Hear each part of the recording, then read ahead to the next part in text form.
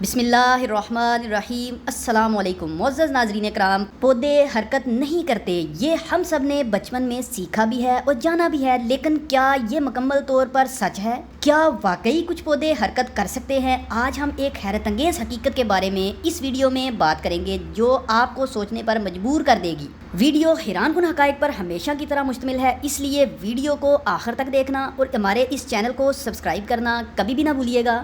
नाज़रीन इकराम, हम पौधों को जामद समझते हैं, यानी ये एक ही जगह पर कायम रहते हैं क्योंकि इनकी जड़ें ज़मीन में गड़ी होती हैं।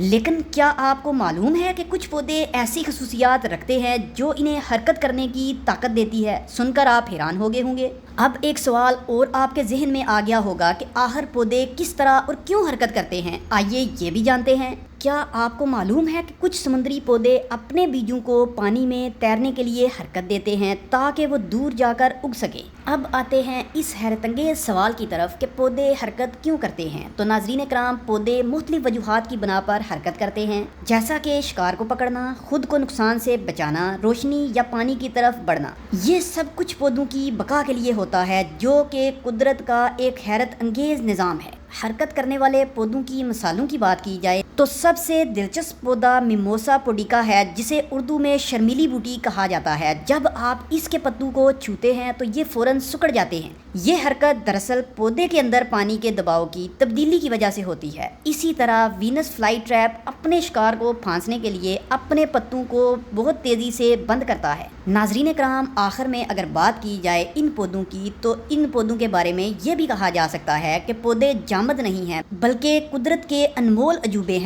जो हमें हैरान कर देते हैं। अगर आपको ये वीडियो दिलचस्प लगी हो तो लाइक करें, शेयर करें और कमेंट सेक्शन में ज़रूर बताइएगा कि आपके पसंदीदा पौधे कौन से हैं। अगली वीडियो तक के लिए इजाज़त दीजिएगा। अल्लाह हाफ़िज़।